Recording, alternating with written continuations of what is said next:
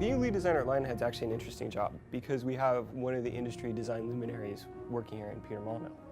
So I work very closely with Peter to define the game vision, and then I work specifically day to day on the team trying to bring those pillars and that vision to reality.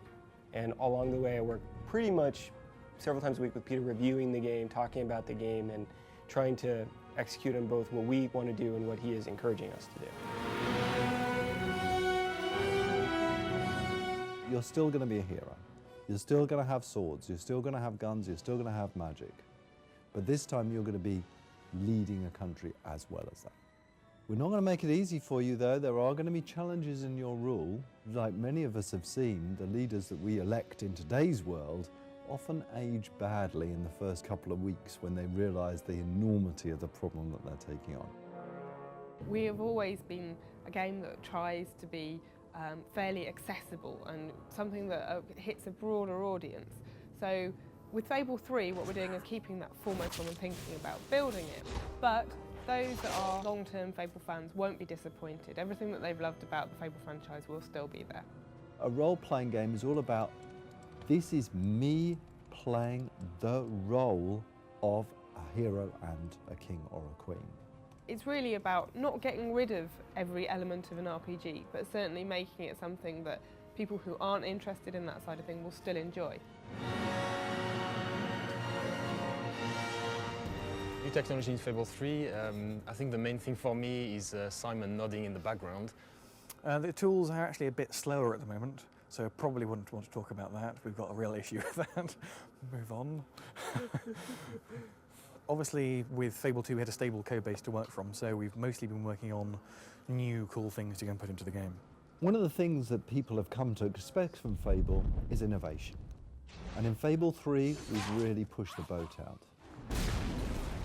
We've totally looked at the morph system, thrown it all away and started again. And the first thing that we've got is something called extreme morphs. Now, these extreme morphs are on an expression. So you're walking along and someone just upsets you. You can press this expression and out of your back appears these huge angel wings. A shaft of light comes down and shines on you. Everyone around you steps back and, oh my goodness, there you're showing your true character off.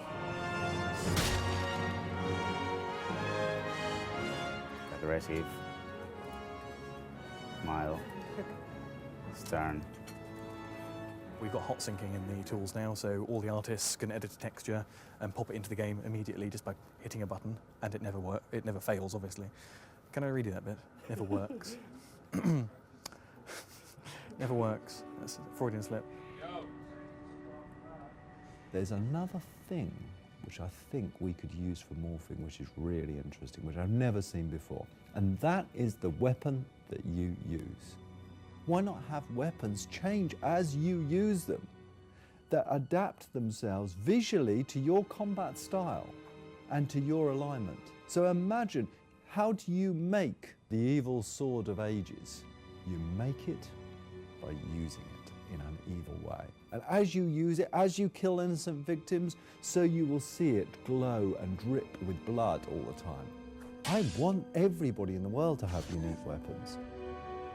As we teach you our new way of doing weapon customization, we need to think about how we teach that to the player, making sure that every facet of it makes sense, is clear, is understandable, isn't too complicated, but is deep enough, and all of that is very hard, very challenging, but it's also very fun. More excitingly is with the lighting system. In Fable2, I think, to generate the lighting for all the levels took a bank of 6 very, very powerful machines, 7 days to generate all the lighting for everything. Today we've got a bank of 1 machine which generates all the levels in 5 hours, which is a lot better.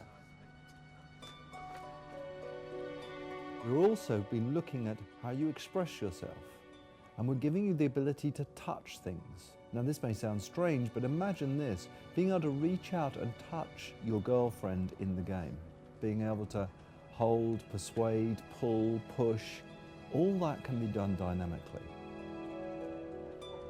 There is a fantastic amount of fighting and great combat and a really swift, pacey storyline, which is really engaging and really snappy. Fable 3 is going to be a damn good adventure.